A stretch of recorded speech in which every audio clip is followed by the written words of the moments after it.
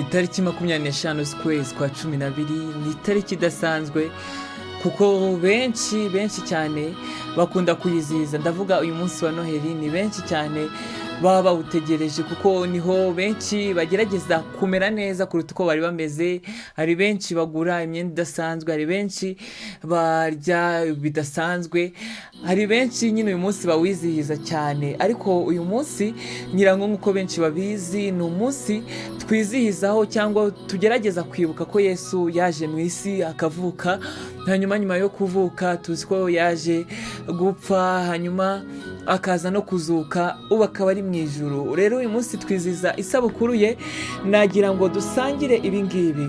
Rero nuko mumaze kubimenyera cyangwa nk'uko benshi babizi, iyo umuntu yakoze isabukuru, benshi bafata umwanya bakandika ku status, bakandika ku bitangazamakuru, bakandika ibintu bitandukanye kugira ngo bamwifurize isabukuru nziza, kandi kugira ngo bavuge uko uwo muntu yababereye mwiza, kandi bagire n'ibyo bamwifuriza.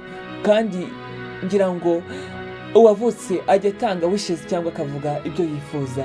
Iyo ni isabukuru y'umuntu. Rero natwe reka tuvuge ko uyu munsi ari isabukuru ya Yesu, reka tubivuge gutyo. Noneho nagira ngo mbabwire uyu nguyu rero ni mwiza kurenza abandi bose nabonye. Ese mwari muzi ko uyu mwana waje mu isi atandukanye n'abandi? Yego, uwo mwana rero mwari muzi ko yagenze hejuru y'amazi? Ese mwari muzi ko Yesu yaje kugira ngo ahe agakiza abatuye isi bose?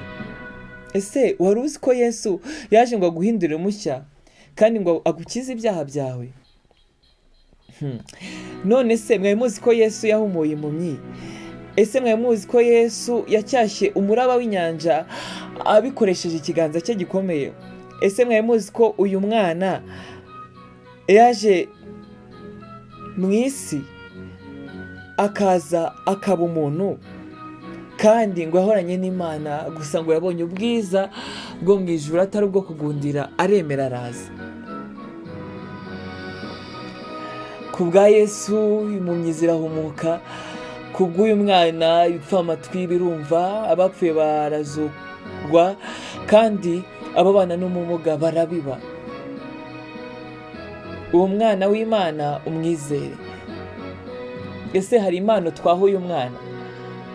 Nta yindi uretse kumuha umutima wawe, kumuha umutima wanjye, tukamwakira rwose mu mitima yacu. Reka isi n'ijuru twubahe izina rye gusa. Noheli nziza n'umwaka mushya muhire kuri mwese. Nuko uwo mwana yatuvukiye, duhawe umwana w'umuhungu, ubutware buzaba ku bitugu bye, azitwa igitangaza, umujyanama, Imana ikomeye, Data wa twese uhoraho, umwami w'amahoro.